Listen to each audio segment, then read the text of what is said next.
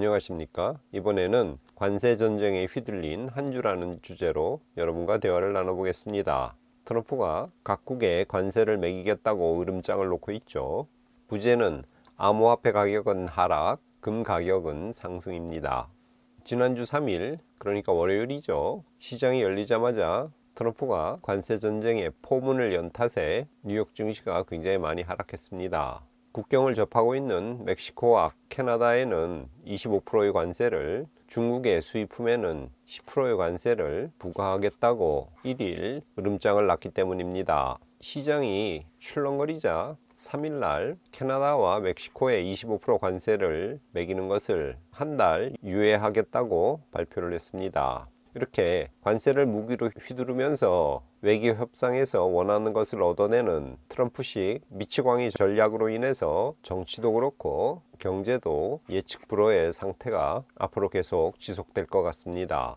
7일, 그러니까 지난주 금요일이죠. 이날은 다수 국가를 상대로 상호 관세를 부과하겠다는 계획을 발표했습니다. 트럼프의 관세 부과 발표에 뉴욕 증시 금요일 많이 하락했습니다. 다우존스 거의 1%, S&P 500도 1%가량, 특별히 기술주 중심의 나스닥 지수는 1.36% 하락했습니다. 테슬라는 3.4%나 떨어졌습니다. 한 주간 내내 트럼프의 관세 전쟁 으름장에 시장은 롤러코스터를 탔다고 볼 수 있겠습니다. S&P 500 그 와중에도 지난주 0.94% 상승했습니다. 연초 대비로는 현재 2.68% 오른 상태입니다. 트럼프발 관세 전쟁이 시작됨으로 인해서 우리나라 월요일 주식시장 많이 흔들렸습니다. 워낙 나중에 얘기하겠지만 암호화폐 시장도 급락했습니다. 3일 코스피 시장은 2.52%나 하락했습니다. 한국 경기 지금 되게 안 좋죠. 지난해 소매 판매 지수가 집계됐는데요. 전년 대비 2.2% 감소한 것으로 나타났습니다. 이 비율은 2003년 카드 대란 이후 가장 크게 준 수치입니다. 3년 연속 소매 판매가 감소하고 있는데 그래서 여기 이렇게 내려가고 있죠. 한국 경제 참 걱정입니다. 코스피 차트 지난 5일간 그래도 2%가량 상승했습니다. 연초 대비로 보면 5% 정도 오른 상태입니다. 관세 전쟁 으름장 때문에 비트코인을 위시한 암호화폐 가격이 굉장히 많이 떨어졌습니다. 코인 시장은 24시간 계속되기 때문에 일요일 날 저녁에 벌써 관세 전쟁이 시작한다는 소식에 코인 시가총액 중 233조 원이 증발했습니다. 2일 오후 기준으로 비트코인은 24시간 전보다 5%나 빠져서 10만 달러가 깨지기도 했습니다. 비트코인 도미넌스 1주 차트입니다. 지난주 그리고 그 앞선 주에도 설명했듯이 비트코인 도미넌스가 오른다는 것은 다른 코인들의 가격이 떨어졌다는 뜻입니다. 비트코인이 10만 불을 하회했음에도 불구하고 비트코인 도미넌스는 2월 1일 새벽 6시경 58.62%에서 약 이틀 조금 더 지난 사이에 62.96%로 단기간 4.34%나 올랐습니다. 그만큼 다른 알트코인들이 굉장히 많이 떨어졌다는 의미입니다. 코인텔레그라프에서 가져왔는데요. 비트코인 도미넌스가 2월 4일 새벽 기준으로 4년의 최고치에 올랐다고 합니다. 상대적으로 비트코인 가격은 떨어지지 않고 있는데 최근 한두 달 사이에 알트코인 가격은 많이 하락했다는 의미입니다. 비트코인 ETF에는 올해도 많은 돈이 유입될 것으로 전망됩니다. 지난 1월 비트코인 ETF가 승인되었는데요. 작년 한 해 336억 달러가 유입됐습니다. ETF 출시 첫 해에는 실적 성장이 느리다고 합니다. 금을 예로 들면 금 ETF는 2004년에 처음 나왔는데 출시된 첫 해에 26억 달러 밖에 유입되지 않았습니다. 이에 비하면 336억 달러는 10배가 훨씬 더 넘죠.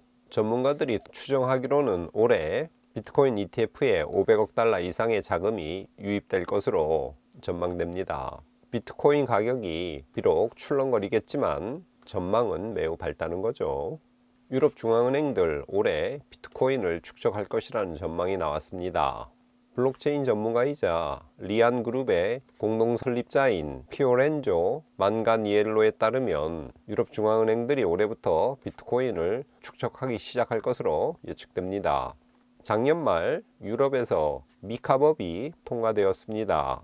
미카법은 암호화폐 자산시장에 엄격한 규제와 규칙을 부과한 법인데요. 이 미카의 엄격한 규정이 오히려 은행들의 입장에서는 안정성을 제공해주는 역할을 한다고 합니다. 따라서 올해부터는 전통적인 투자가들, 즉 은행이나 거대 레거시 투자 회사들을 말하겠죠. 이들의 시장 참여가 증가할 것으로 전망되고 있습니다. 비트코인에 유입되는 자금의 양이 점점 많아진다는 의미입니다.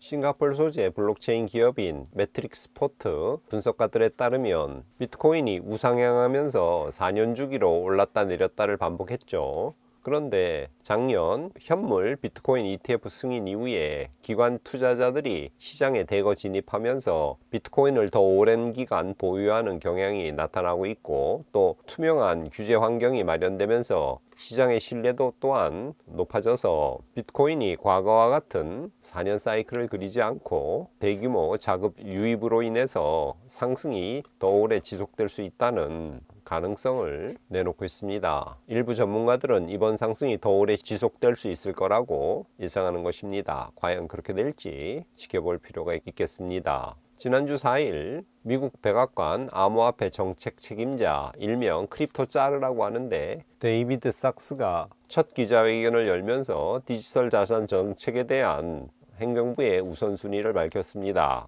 그는 우리의 임무는 미국에서 스테이블 코인을 포함한 가상자산의 발행과 운영을 규율하는 연방 규제 프레임워크를 제안하는 것이라고 요약해서 먼저 말을 했습니다. 그리고 데이비드 삭스는 계속 말을 이어갔는데요. 금융자산은 결국 디지털화 될 것이며 이로 인해서 많은 가치 창출이 이루어질 텐데, 이것이 미국 내에서 이루어지기를 바라며 이 주도권을 다른 나라에 넘겨주고 싶지 않다고 강조를 했습니다. 그는 스테이블 코인 관련 법안 추진에 대한 기대감도 드러냈습니다.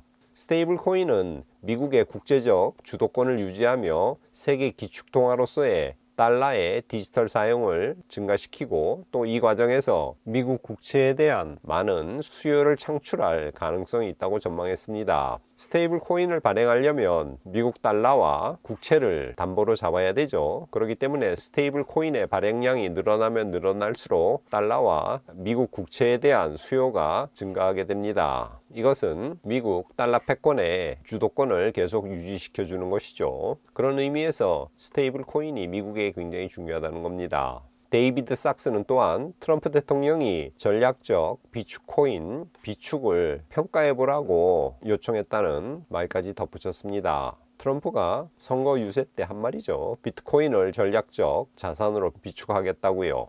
그래서 데이비드 삭스, 이분이죠, 이 크립토 짜르에게 이것을 평가해보도록 요청한 것입니다.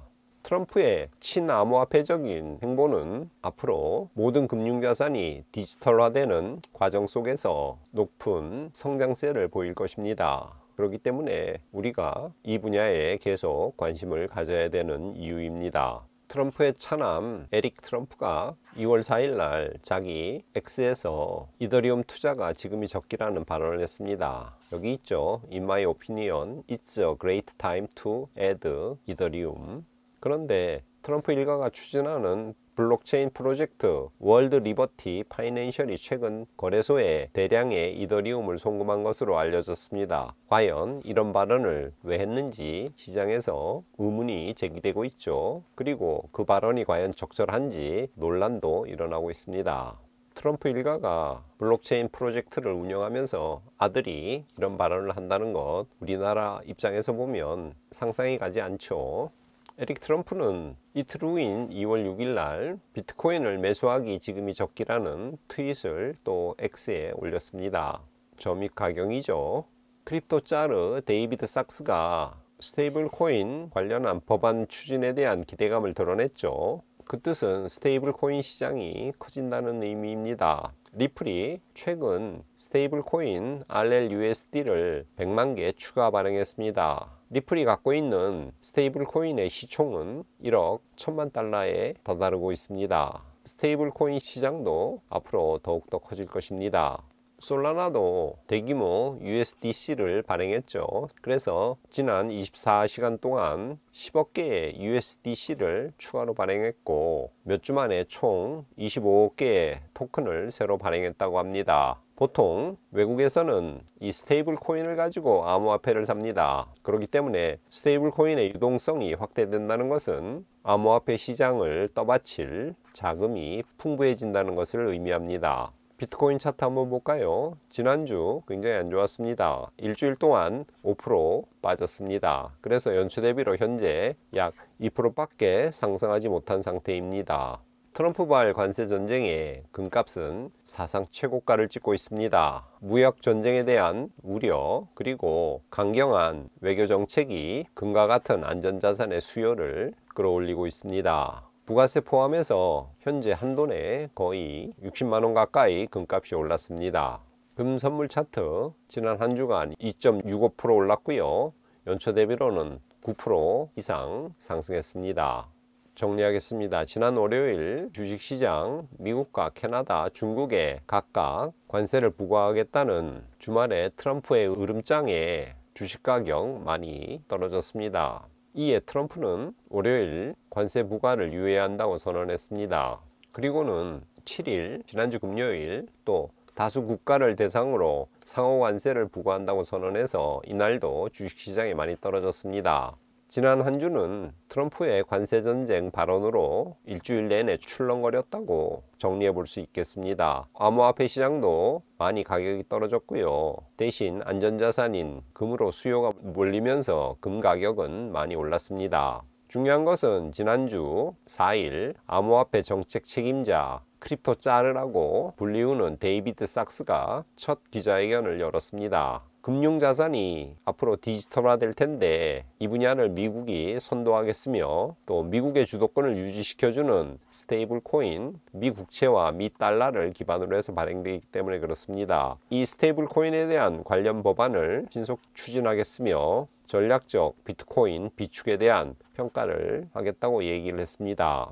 트럼프의 친암호화폐적인 정책 방향은 금융자산이 디지털화되는 큰 추세에 맞춰서 앞으로 더 가속화될 것이라고 저는 생각합니다. 따라서 단순한 투자 측면이 아니라 산업 트렌드의 커다란 변화라는 입장에서 이 크립토 시장을 바라봐야 될 것입니다. 계속 이쪽으로 자본과 사람의 관심과 기술 혁신이 일어날 것입니다. 이번 주는 고린도전서 8장 2절에서 3절 말씀을 가져왔습니다. 제가 읽어보겠습니다. 만일 누구든지 무엇을 아는 줄로 생각하면 아직도 마땅히 알 것을 알지 못하는 것이요.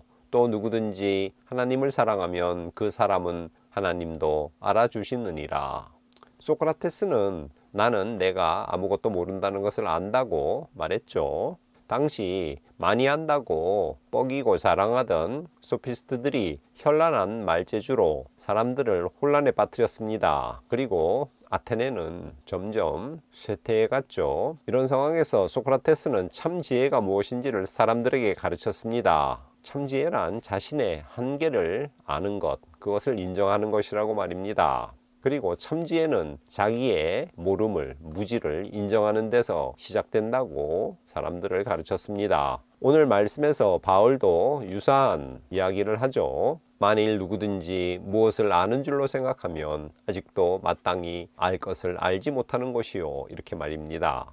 안다고 생각하면 아직도 마땅히 알 것을 알지 못하는 것이라고 선언하고 있습니다. 안다고 뻐길 때 그 알은 진정한 알미 아니라는 거죠. 겸손이 중요하고 인간인 한 미몽이나 오류에 사로잡힐 수 있다는 것을 인정하는 것이 중요하다고 바울은 이야기합니다.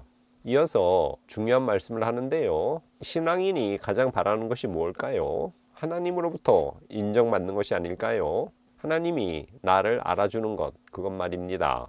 우리 옛말에 장수는 자기를 알아주는 주군을 위하여 목숨까지도 바친다고 하죠. 하나님이 나를 알아준다면, 나를 인정해 준다면 얼마나 기쁘겠습니까? 바울은 그 방법을 우리에게 알려주고 있습니다. 누구든지 하나님을 사랑하면 그 사람은 하나님도 알아주시느니라, 이렇게 말입니다. 방법은 사랑입니다. 우리가 하나님을 사랑하면 하나님께서 우리를 인정해 주시고 알아주신다고 합니다. 꾀무의 두런두런 시청자 여러분, 이번 한 주도 오늘 말씀을 바탕으로 안다고 뻐기지 말고 늘 겸손하시며 하나님을 사랑함으로 하나님으로부터 인정받는, 하나님께서 여러분을 알아주시는 하루하루가 되시기를 기원합니다. 오늘은 이것으로 마치겠습니다. 끝까지 시청해 주셔서 감사합니다.